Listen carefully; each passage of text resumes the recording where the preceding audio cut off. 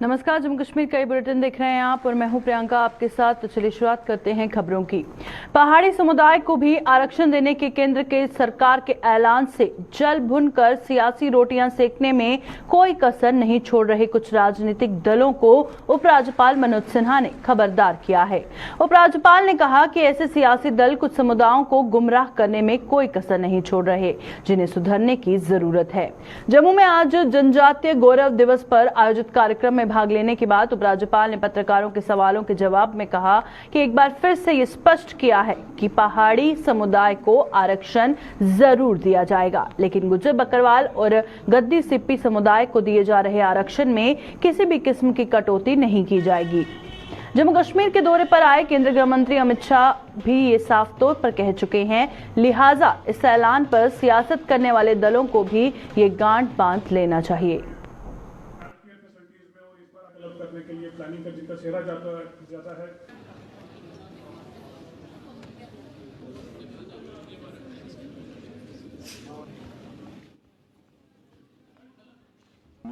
राजनीतिक एक बात मैं आपके माध्यम से कहना चाहता हूं कि पिछली बार जब गृह मंत्री जी आए थे तो रजौरी और बारामूला की सभा में उन्होंने बहुत ही कैटेगोरिकल कहा था कि पहाड़ी भाइयों को आने वाले समय में रिजर्वेशन दिया जाएगा, लेकिन जो गुजर बकरवाल गद्दी सिप्पी को रिजर्वेशन है उसमें कोई कटौती नहीं की जाएगी। कुछ लोग राजनीतिक कारणों से गुमराह करने की कोशिश कर रहे हैं। मैं फिर से बहुत जोर दे करके और जिम्मेदारी से बात कर रहा हूं कि जो गुजर बकरवाल और गद्दी सिप्पी भाई जो उनको रिजर्वेशन है उसके साथ कोई छेड़छाड़ नहीं होगी। केंद्रीय गृह मंत्री अमित शाह और उपराज्यपाल मनोज सिन्हा द्वारा दिए गए आश्वासन के बावजूद जम्मू कश्मीर का गद्दी सिप्पी समुदाय पहाड़ियों को एसटी का दर्जा व अन्य सुविधाएं देने की सरकार के ऐलान से खुश नजर नहीं आ रहा। उधमपुर में आज गद्दी सिप्पी स्टूडेंट्स एसोसिएशन के बैनर तले युवाओं ने प्रदर्शन करते हुए आरोप लगाया कि सरकार उनके हकों की अनदेखी कर रही है, जिसे कतई बर्दाश्त नहीं किया जाएगा।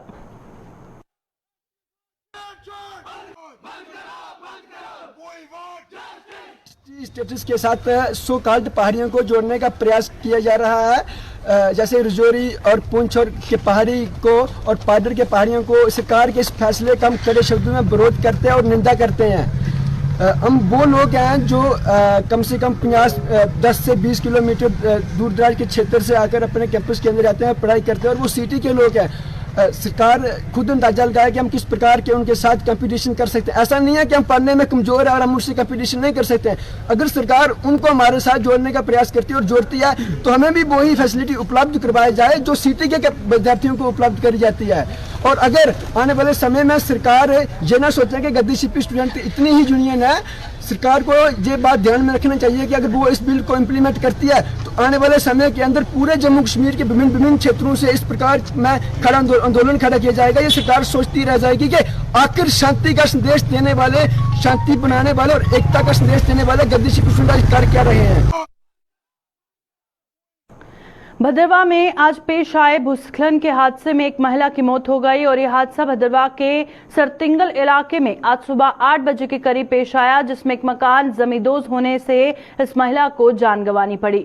मृतका की पहचान किरणा देवी पत्नी वेद कुमार के रूप में की गई है और इस हादसे की सूचना मिलते ही सेना मौके पर पहुंची और स्थानीय लोगों के साथ मिलकर राहत अभियान शुरू कर दिया।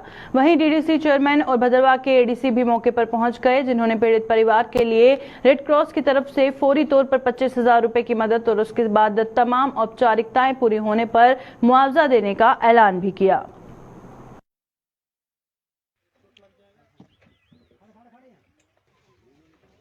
पड़ रहा है कि ये लोग जो है इस डिजास्टर में इनकी एक जान चली गई है, तो अभी मेरी डी साहब के साथ बात हुई है तो हमने रेड क्रॉस में 25,000 रुपया इनके अकाउंट में डाला है और उसके बाद जो डिज़ास्टर में जो बनता है अंडर रूल तो उसके लिए प्रयास हो रहे हैं। इसका पोस्टमार्टम वगैरह कराएंगे। पोस्टमार्टम के बाद और जब रिपोर्ट आएगी और ये डिज़ास्टर में जो पीछे से एक स्लिप आई है जिसके कारण ये नुकसान हुआ है। तो इसमें जो भी जितनी भी मैक्सिमम हेल्प हो सकेगी, अभी कुछ ही देर के बाद हम यहाँ पर क्योंकि ठंड का मौसम है तो कंबल वगैरह वो भी भेज रहे हैं। और आपके माध्यम से मैं लोगों को भी अपील करना चाहूँगा कि इसकी दुख की घड़ी में ये जो बहुत गरीब परिवार है, इनकी जितनी भी मदद हो सके वो की जाए। कल चूँकि आपको पता ही है काफ़ी भारी बारिश थी, दिन भर बारिश रही, तो लैंडस्लाइड की वजह से मकान कोलैप्स हो गया आज रात को। और वेद कुमार की वाइफ किरणा देवी करके जो उसकी डेथ होगी, वहाँ बच्चे भी उसके साथ सोए हुए थे। बच्चे दोनों सेफ़ हैं, खुद भी वेद कुमार जो है वो बच गया है, लेकिन एक लेडी की डेथ हो गई है। अभी हम अपनी तरफ से जो है इमीडिएटली 25,000 रुपये रेड क्रॉस से डिस्ट्रीब्यूट दे रहे हैं। बाकी कंबल और टेंट वगैरह जो भी रेड क्रॉस से हाउस होल्ड आइटम्स है वो दे रहे हैं। और मीनवाइल इसका रिलीफ केस जो है डिज़ास्टर में भी हम तैयार करने जा रहे हैं, ताकि काफ़ी गरीब है, BPL फैमिली है, ताकि इनकी किसी न किसी तरीके से हम मदद कर सकें। हाल ही में हुई बारिश व बर्फबारी के कारण बंद हुई ऐतिहासिक मुगल रोड से बर्फ हटाने का काम युद्ध स्तर पर जारी है। मुगल रोड पर बर्फ की सफेद चादर बिछी हुई है और इसे साफ करने में संबंधित विभाग का अमला जुटा है। हालांकि अभी तक ये तय नहीं हो पाया है कि मुगल रोड पर यातायात कब बहाल किया जाएगा। और आपको बता दें कि मुगल रोड बंद होने से राजौरी पुंछ के आम लोगों के साथ साथ व्यापारी वर्ग को भी काफी दिक्कतों का सामना करना पड़ता है।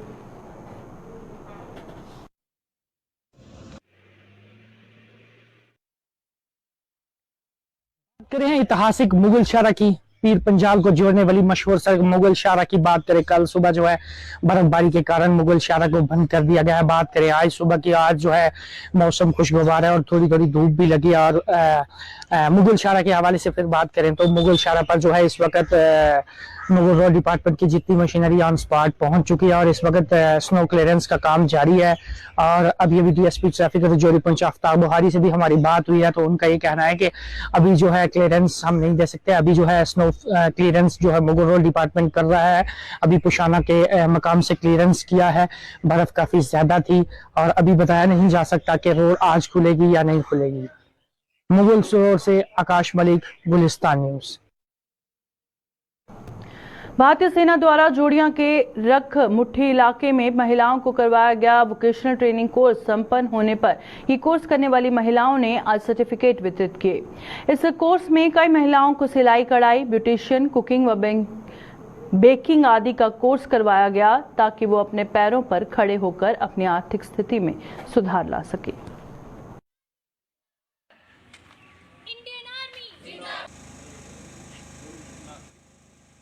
सेना की तरफ से एक प्रयास है।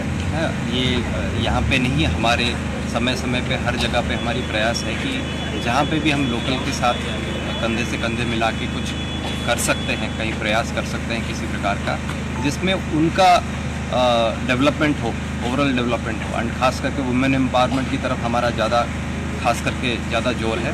और ये उसी प्रकार तरफ एक प्रयास था हमारा, ताकि जो यहाँ की जो लोकल लेडीज़ हैं उनको हम अपने घर के नॉर्मल काम से निकाल कर उन्हें कोई स्किल डेवलपमेंट कराए। जैसे कि आपने देखा ब्यूटिशियन कोर्स और सिलाई बुनाई, इन सब कामों में हमने सिखलाई दिया।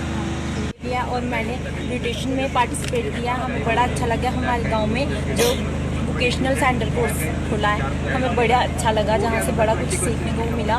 पढ़ाई के साथ साथ हमें बेसिक चीज़ें भी जहाँ से सीखने को मिली। थैंक यू टीचर्स का, सभी का, और आर्मी के थ्रू जिन्होंने सिखाया हमें सर ने। ग्रामीण विकास विभाग द्वारा आरएसपुरा में आज जागरूकता शिविर का आयोजन किया गया। इसमें बेरोजगारों को सरकार द्वारा चलाई जा रही विभिन्न सामाजिक योजनाओं के प्रति जागरूक किया गया। इस अवसर पर SDM RS Pura Ramlal, BDC chairman Tarsem Lal Sharma और ग्रामीण विकास अधिकारी दिव्यानंदा सहित अन्य अधिकारी भी मौजूद रहे।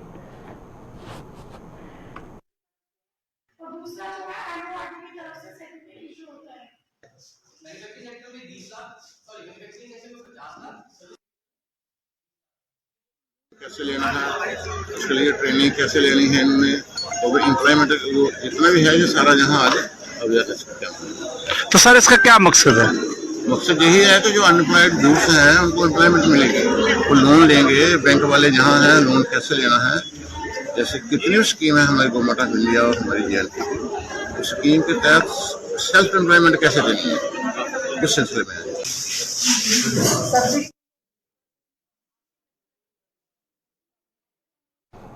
आम आदमी पार्टी का जम्मू में जनाधार लगातार बढ़ता जा रहा है। पार्टी के जम्मू मुख्यालय में आज आयोजित एक कार्यक्रम के दौरान कई युवाओं ने आम आदमी पार्टी का दामन थामा, जिनका पार्टी के वरिष्ठ नेता हर्षदेव सिंह व अन्य ने जोरदार स्वागत किया। हर्षदेव सिंह ने दावा किया कि आने वाले समय में आम आदमी पार्टी जम्मू कश्मीर में सबसे ज्यादा मजबूत पार्टी बनकर उभरते हुए लोगों की उम्मीदों पर खरा उतरेगी।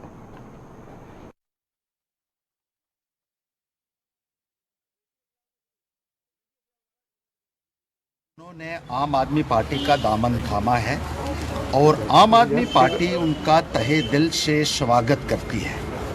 लगातार ज़्यादा से ज़्यादा तादाद में युवा आम आदमी पार्टी में ज्वाइन हो रहे हैं, स्टूडेंट्स ज्वाइन हो रहे हैं, आम नागरिक हो रहे हैं, बुद्धिजीवी ज्वाइन हो रहे हैं, ट्रेडर्स हो रहे हैं, मजदूर किसान हो रहे हैं और अपना विश्वास आम आदमी पार्टी में जिस तरीके से ये लोग जता रहे हैं, हम इनको यकीन दिलाना चाहते हैं कि आने वाले वक्त में आम आदमी पार्टी एक सबसे बड़ी फोर्स बनकर जम्मू कश्मीर में उभरेगी और जो उम्मीदें, जो तवक्कोजात जम्मू कश्मीर के अवाम को मुख्तलिफ पार्टियों से रही और वो उसको पूरा नहीं कर सके, वो आने वाले वक्त में आम आदमी पार्टी पूरा करेगी। इसी विश्वास के साथ इन लोगों को हम आम आदमी पार्टी में इंडक्ट कर रहे हैं और ये लोग भी आने वाले वक्त में पूरी शिद्दत के साथ काम करने के लिए कमिटेड हैं, ये इनका कहना है। हम इन सब का तहे दिल से स्वागत करें। जम्मू कश्मीर पंचायत कॉन्फ्रेंस ने सरकार से कैपेक्स बजट के तहत 3 लाख रुपए तक के कामों की ई टेंडरिंग रोकने की मांग की है। पंचायत कॉन्फ्रेंस ने इस राशि तक के काम ग्राम सभाओं के हवाले करने की जरूरत पर बल दिया ताकि बेरोजगारों को भी रोजगार हासिल हो सके। पंचायत कॉन्फ्रेंस के प्रधान अनिल शर्मा ने जम्मू में आज एक प्रेस कॉन्फ्रेंस के दौरान ये मांग सरकार से की। और ग्राम सभा जो है वो किसी अपने गांव के बेरोजगार नौजवान को वो 3 लाख तक के काम जो है वो मुहैया करवाए। हम ये नहीं कहते कि सरपंच साहबान काम किसी को दें, ये काम का जो है ग्राम सभा के माध्यम से जो हमारे ग्राम सभा के मोजिज हाजरीन वहां पे होते हैं, उन मोजिज लोगों का ये फैसला हो कि किस शख्स को, किस बेरोजगार नौजवान को ये काम दिया जाए। हम वो चाहते हैं कि 3 लाख तक की टेंडरिंग बंद की जाए, वो कामकाज किसी बेरोजगार नौजवान को दिया जाए। उसके साथ साथ जो है हमारा बर्फबारी का सीजन इस वक्त जो है जम्मू कश्मीर के अंदर जारी हो चुका है और 1-1 लाख रुपए की राशि हर एक पंचायत को दी जाए। अखिल भारतीय विद्यार्थी परिषद ने पब्लिक यूनिवर्सिटी बिल का कड़े शब्दों में विरोध किया है और इस संबंध में जम्मू में अखिल भारतीय विद्यार्थी परिषद द्वारा प्रेस कॉन्फ्रेंस का आयोजन किया गया, जिसमें परिषद की प्रांत मंत्री अक्षय बलोलिया ने कहा कि ये बिल नई शिक्षा नीति के खिलाफ है। उन्होंने कहा कि जहां नई शिक्षा नीति कॉलेज और यूनिवर्सिटी के स्वायत्तता प्रदान करती है, वहीं ये बिल यूनिवर्सिटी की स्वायत्तता को छीनने का काम कर रहा है। उन्होंने चेतावनी दी कि अगर सरकार ने इस बिल को वापस न लिया तो अखिल भारतीय विद्यार्थी परिषद उग्र आंदोलन करने पर मजबूर हो जाएगा।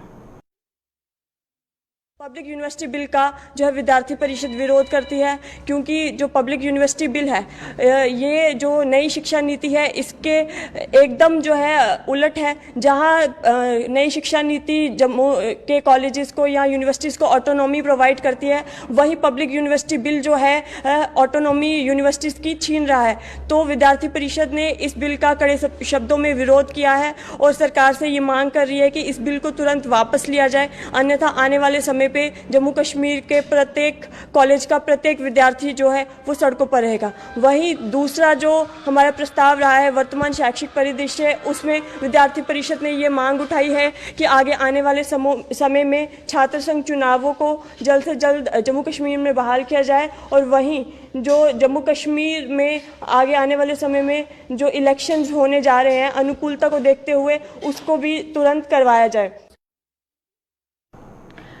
जम्मू कश्मीर ब्राह्मण सभा ने सरकार से रसाना हत्याकांड की सीबीआई जांच करवाने की मांग की है और इस संबंध में आज सभा ने जम्मू में एक प्रेस कॉन्फ्रेंस की, जिसमें ब्राह्मण सभा के प्रतिनिधियों ने सरकार के समक्ष अपनी ये मांग रखी। ब्राह्मण सभा ने आरोप लगाया कि इस मामले में कुछ लोगों ने एक साजिश के तहत जम्मू के लोगों की छवि को धूमिल करने का प्रयास किया था, जबकि जम्मूवासी इस मामले की सीबीआई जांच करवाने की मांग कर रहे थे, जो कि अभी तक पूरी नहीं हो पाई है। साना मुद्दे को लेकर जो है ये डिमांड की गई है कि सीबीआई इंक्वायरी हो, जैसा कि आप सब जानते हैं 2018 में आसिफा रेप और मर्डर केस में किस तरीके से एक डिफेमेशन कैंपेन चलाया गया जम्मू के लोगों को बदनाम करने के लिए, और पूरी मीडिया में ये प्रदर्शित किया गया कि जम्मू के लोग जो हैं वो रेपिस्ट की सपोर्टर में यहाँ पर आए हैं, जबकि हम सीबीआई की उस वक्त डिमांड कर रहे थे। तो पिछले कई सालों से अब देखा जा रहा है कि कोर्ट में भी जो प्रोसीडिंग्स है वो ठंडे बस्ते में चली गई हैं, और जो हमारी राजनीति हो रही है इस मुद्दे को लेकर, क्योंकि एसआईटी पर एक एफआईआर चंडीगढ़ हाई कोर्ट ने जो है वो ऑर्डर करी थी, वो आज तक नहीं लगाई गई। तो हमारी यही सरकार से, मोदी जी से गुहार है कि वो राष्ट्रवादी समाज इस जम्मू को बचाएं, और हम ये डिमांड कर रहे हैं कि सीबीआई इंक्वायरी हो। जम्मू में स्मार्ट सिटी परियोजना के तहत पुराने शहर के बाजारों में बनाए जा रहे फुटपाथों की परियोजना के खिलाफ दुकानदारों का गुस्सा 7वें आसमान पर पहुंच चुका है।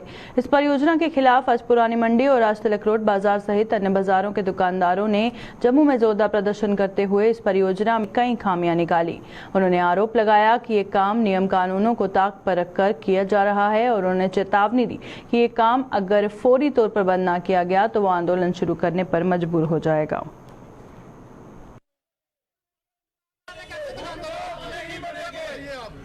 देखिए, हमारी डिमांड यहाँ पे यही है कि जो फुटपाथ बनाने हैं शुरू किए हुए इसको बंद कर दें, वरना हमें किसी भी तरह एजिटेशन करके या किसी भी तरह से हम वहाँ बैठेंगे या इसको नहीं बनने देंगे।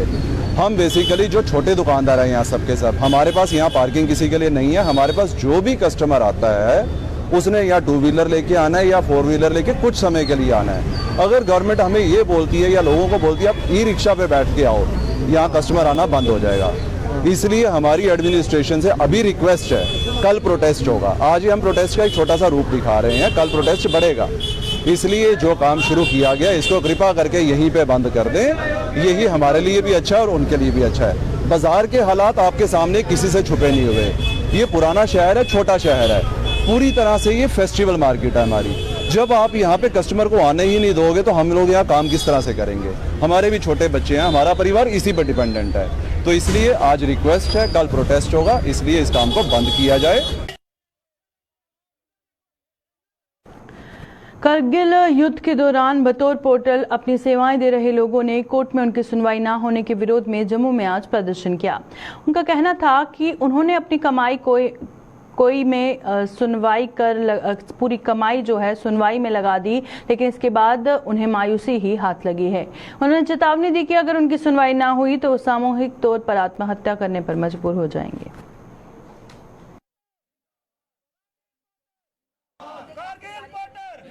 8 साल से जो कोर्ट के अंदर जो हमारा केस चल रहा था, उस केस को 9 तारीख को जजों ने खारिज कर दिया, डिस्पोज कर दिया। कि आज मैं पूछना चाहता हूं जजों के आगे, ये पूछना चाहता हूं कि अगर आपने केस को खारिज करना था, जो हमारी 2-3 तारीख हुई तो तब आपने खारिज करना था।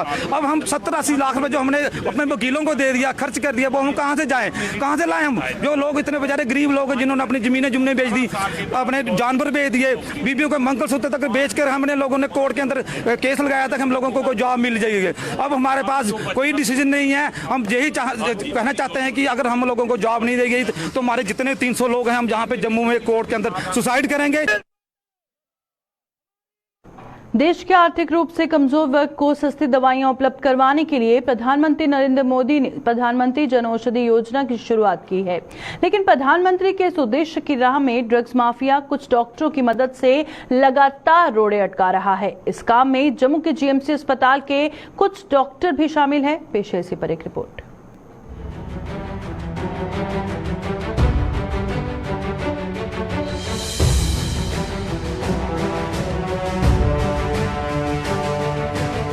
ये तस्वीरें हैं जम्मू के जीएमसी में खुले प्रधानमंत्री जन औषधि केंद्र की। इस केंद्र से जो भी दवाइयां मरीज खरीद कर लेकर जाता है, उनमें से आधे से ज्यादा उल्टे पांव वापस आकर दवाइयां वापस कर जाते हैं। फिर मरीजों को दवाइयां वापस करने पर मजबूर करता है और कोई नहीं, उनकी जांच करने वाला डॉक्टर। तो सर इन्होंने जो मुझे 5-6 दवाइयां लिखी हैं कैल्शियम वैल्शियम की, तो यहाँ से वो बोला कि आप दवाई लाओगे तो हमें वापस आके दिखा देना। हमने बोला मेडिकल में तो हम भी पढ़े लिखे हैं, हम भी मेडिकल का कुछ काम करते देखते हैं, तो हमने यहाँ से दवाई ले ली जो नॉर्मल गवर्नमेंट शॉप है हॉस्पिटल में ये सर यहाँ पे। तो हम इन्होंने दिए मेरे को दवाई, 100 रुपये के आसपास आ गई। हम नीचे गए, पेमेंट कर दी हमने। तो हम नीचे गए तो उनको दिखा दी। मैंने बोला सर दवाइयाँ तो सेम है। कहते नहीं सारी दवाइयाँ गलत है। मैंने कहा एक आधी गलत होगी, तो सॉल्ट तो हम भी पढ़ रहे हैं सर, सॉल्ट तो सेम है। कहते नहीं सारी दवाइयाँ गलत है, आप बाहर से लाए। मैंने कहा बाहर से तो लाई। कहते नहीं आप गेट के, मेन गेट के उस तरफ से आप दवाइयाँ लाई, दुकान वाले से। लेकिन हिंदुस्तान के अंदर एक ड्रग माफिया है। ये ड्रग माफिया जो काम करता है, ये जन औषधि जैसे जो गरीब लोगों की मदद के लिए प्रधानमंत्री हमारे नरेंद्र मोदी जी ने एक जन औषधि, इस ड्रग माफिया को खत्म करने के लिए प्रधानमंत्री जन औषधि केंद्र की दवाइयों की गुणवत्ता पर डॉक्टरों द्वारा उठाए गए सवालों ने मरीजों और ईमानदारों को असमंजस की स्थिति में डाल दिया है।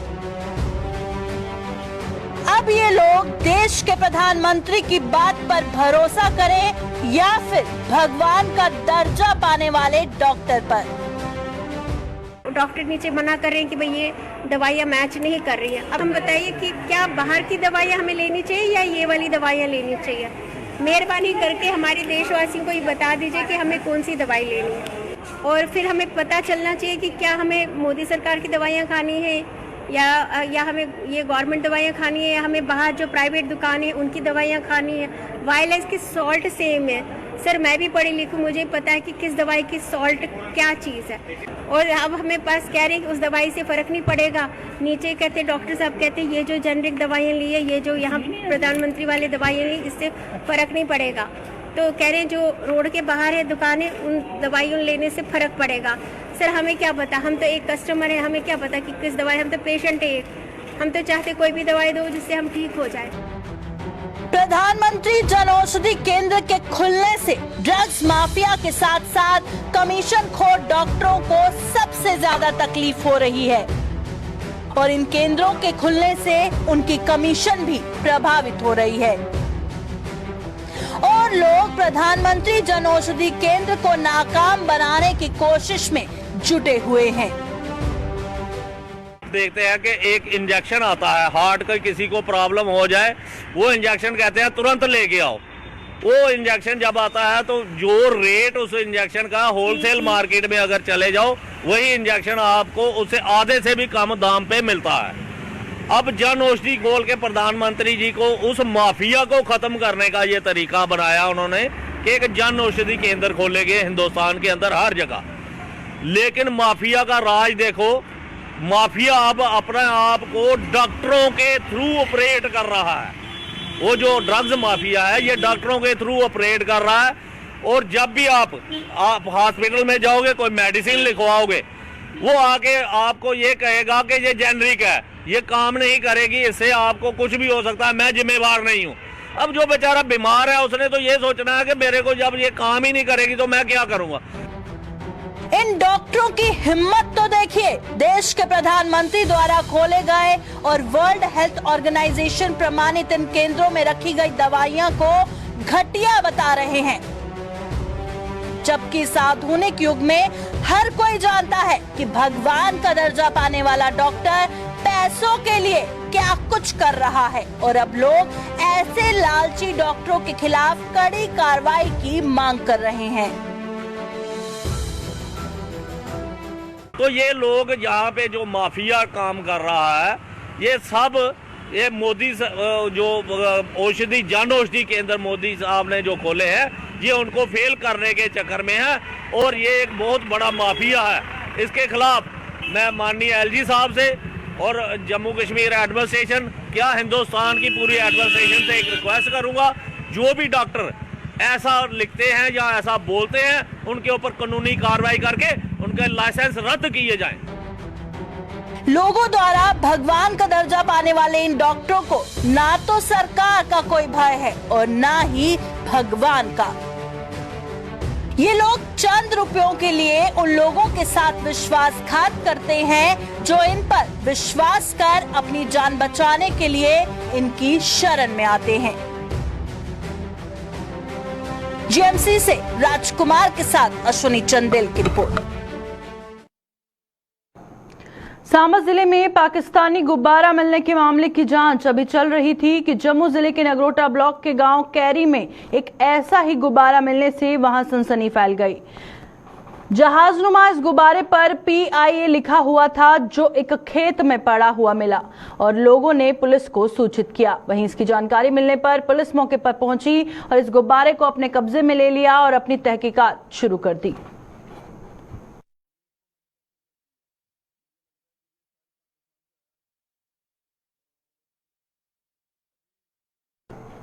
अभी के बुलेटिन में फिलहाल इतना ही। दीजिए इजाजत, नमस्कार।